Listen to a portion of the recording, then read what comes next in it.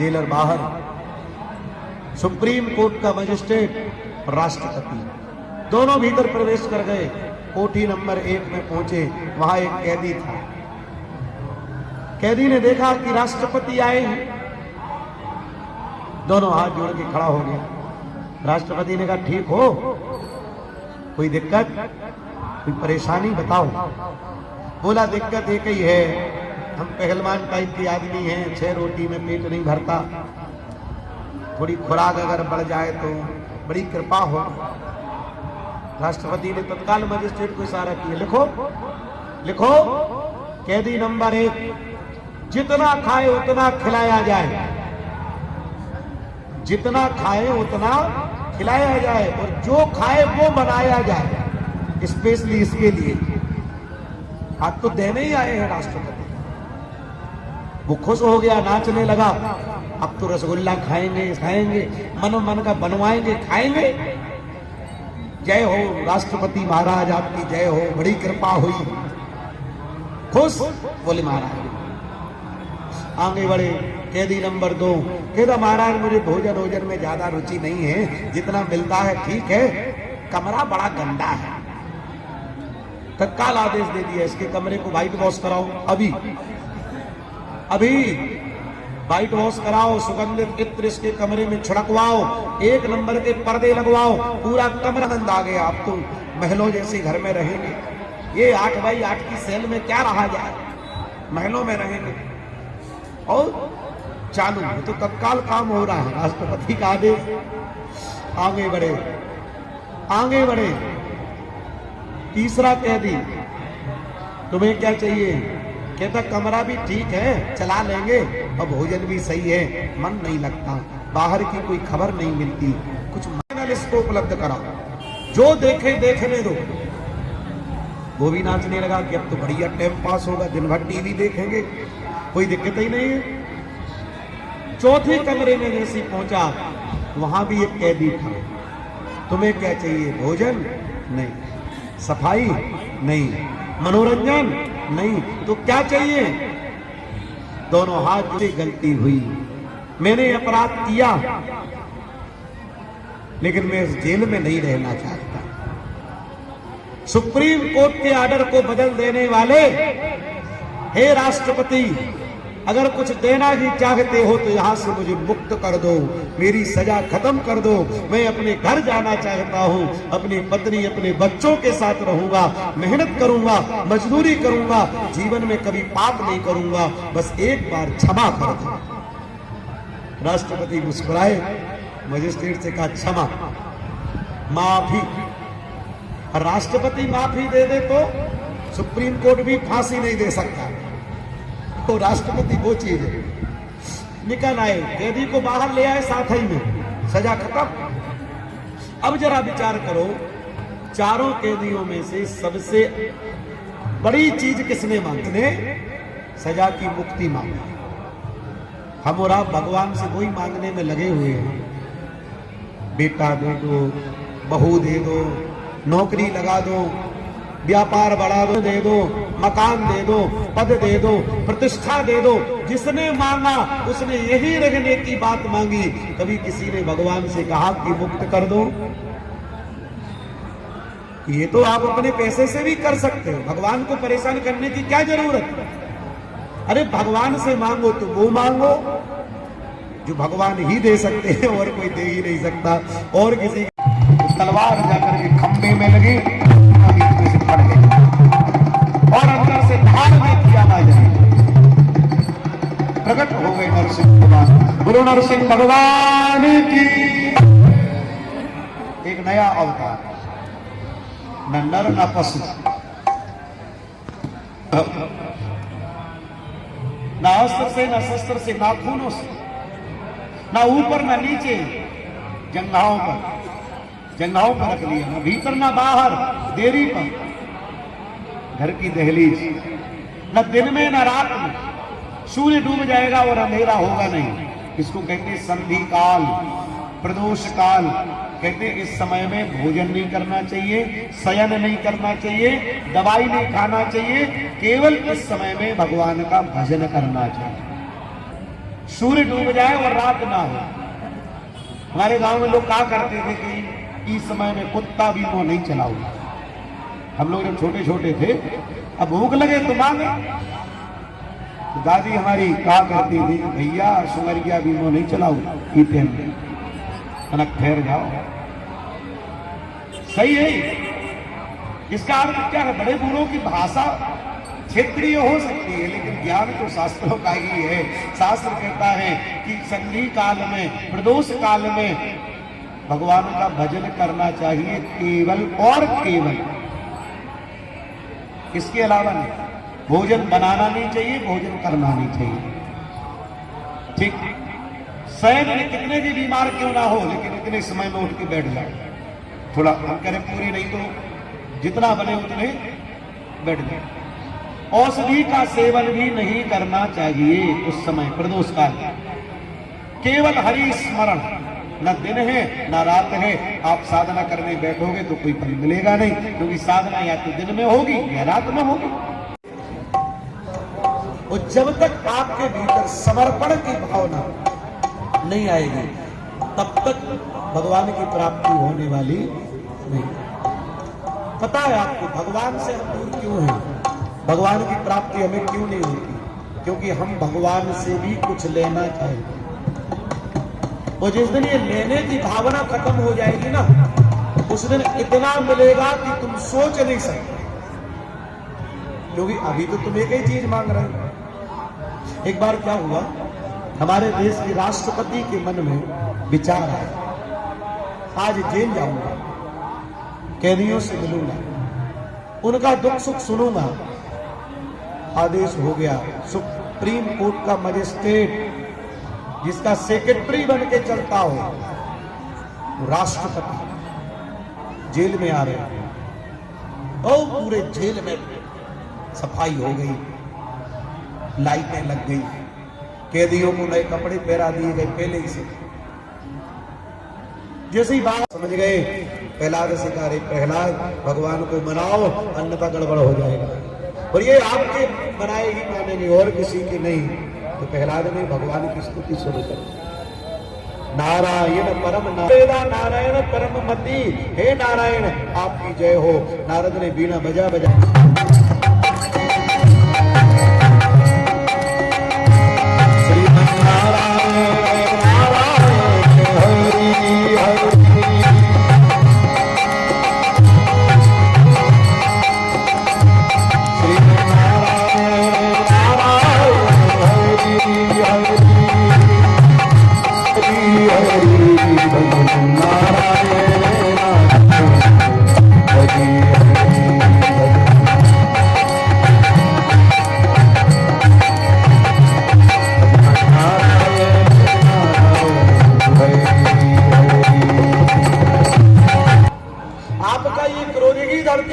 भारी है।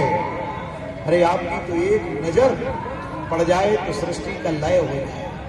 प्रभु आपकी जय हो। तब नरसिंह भगवान शांत हुए। नरसिंह भगवान शांत हुए, प्रहलाद को बुलाया, गोद में बिठाया, मांगो क्या चाहिए। प्रहलाद कहते हैं मेरे पिताजी को जिंदा कर दो। क्या?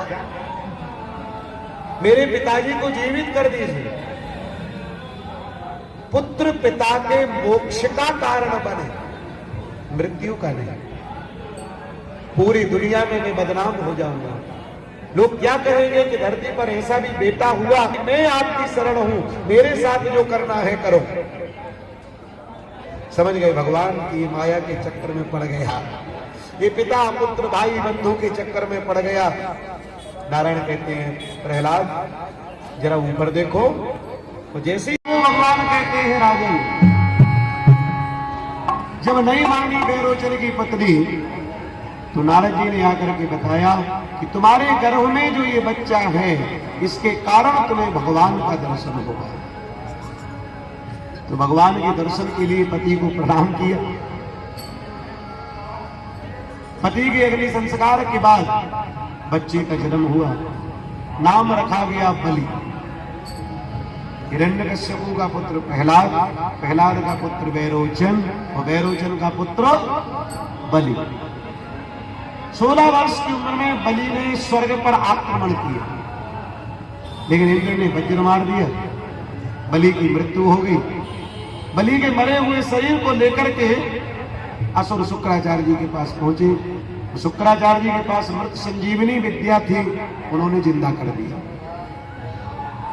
और जिंदा करने के बाद कहा, राजन पहले समर्थ तो हो जाओ, देवताओं की शक्ति प्राप्त करके देवताओं को ही मारना ये असुरों की नीति रही है।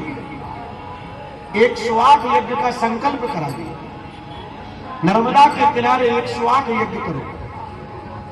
बलि के यहां यज्ञ प्रारंभ हो गए। इंद्र को फिर डर लगा कहीं इसके यज्ञ पूरे ना हो जाए तो इंद्र बन जाएगा, क्या किया जाए। अपनी माता अदिति के पास गए। अदिति ने कश्यप ऋषि से पूछा, मैं भगवान को अपने घर में पैदा करना, चलो। आचार्य जी अरे नहीं, वो तो दान होगी। हमारे पास बात आई तो हमने कहा कि बात सही बोल रहे, पत्नी उनकी साथ में ले जाओ, दान नहीं करनी। बोले महाराज पत्नी को सोई दान हो, लिखो कहूंगे। तो हमने कहा नहीं, बिल्कुल नहीं लिखो, बिल्कुल नहीं लिखो। बोले इन्हें सोनो चाहने सो हमें तो देंगे, नहीं पत्नी नहीं, जा तो संग ही जय। तो कभी कभी ऐसी बातें भी हो जाया करती है। पत्नी अगर हाथ ना लगाए गृहस्थ जीवन में, अब पत्नी मान लीजिए दुनिया में नहीं है तो वो, लेकिन अगर है तो पति पत्नी को साथ में ही पुण्य करने का अधिकार है। कर पदम भूमि में लगा, ध्यान दीजिए, 3 पग नहीं, 3 पैर नहीं, 3 पद त्रिलोक मांगा है भगवान। लोग कहते झूठ बोला, छला नहीं, समझने वाला ना समझे वो एक अलग विषय है। कहा तो त्रय पदम, 3 पद त्रिलोक चाहिए। बोला महाराज आपने बलि से मांगा और मांग के नहीं जाए। अरे इतने से तो आप हो, इतने इतने से पांव हैं, 3 फुट में आपके कितना आएगा। भगवान बोले तुम तो ये बताओ नापे कहां से, इसमें मत पड़ो। बोले महाराज तो सब धरती अपनी है, नाप लो। भगवान बोले यही अभिमान है, ऋषि को तोड़ना है। धरती किसी की नहीं है, धरती किसी की नहीं है। अगर होती तो आप साथ में ले जाते। धरती तो भगवान की है, जहां थी वही है। नाम बदल गए, आज हमारा कल तुम्हारा, परसों किसी और का, नरसों किसी और का, बाकी जमीन तो जमीन है। बलि को अभिमान है कि ये मैंने जीत ली, मेरी है। भगवान ने आकाश की ओर देखा और विराट रूप बताना शुरू किया कि ऐसा मत समझना हम छोटे भर नहीं है, बड़े भी हैं। भगवान जन्म ही नहीं ले रहे। तो देवताओं ने जाके कहा प्रभु सामान्य बच्चा 9 महीने में पैदा हो जाता है, आप तो 5 साल से भीतर हो, कारण क्या है। अरे महाराज प्रकट हो जाओ, बहुत हुआ। सुखदेव भगवान कहते राजन एक बिजली चमकी और भगवान धरती के ऊपर प्रकट हो गए। 52 अंगुल का शरीर लेकर के भगवान प्रकट हुए। भगवान का नाम रख दिया गया वामन। बोलो वामन भगवान की जय। और ब्राह्मणों का 5 वर्ष में जनेऊ संस्कार हो जाता और 5 साल के पैदा हुए। तत्काल भृगु ऋषि ने जनेऊ संस्कार कर दिया। और जनेऊ जब होता है तो 5 घर भिक्षा मांगना पड़ती है ब्राह्मण। बिना भिक्षा मांगे ब्राह्मण ब्राह्मण ही नहीं है। वामन को धन भिक्षा। हाँ, और पहली भिक्षा कौन देता पता है? पहली भिक्षा देती है मां। तो मां ने दी, ब्राह्मणों ने दी, जनेऊ दिया, छत्र दिया, खड़ाउन दी, कमंडल दिया। तो कहा अब समाज में मांगो, घरे घर में मांगोगे, समाज में भी तो मांगो, तो जाओ मांग लाओ। चल दिए भगवान छत्र लेकर के, कमंडल लेकर के, शिखा, सूत्र, कमंडल ब्राह्मण के पास होना चाहिए। शिखा, सूत्र, कमंडल, तिलक ये होना ही चाहिए। गुरु मंत्र प्रकट नहीं है तो समझ लो कहीं ना कहीं कमी है। भृगु ऋषि बने थे आचार्य और बलि कर रहे थे यज्ञ नर्मदा के किनारे। भृगु कच्छ माने भेड़ा घाट।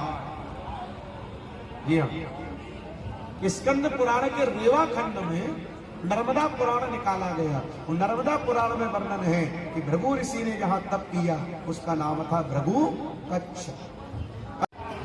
जब पिता की वाणी सुनी प्रहलाद की आंखों में आंसू आ गए, पूरा रहस्य सामने आ गया, पूरा रहस्य सामने आ गया।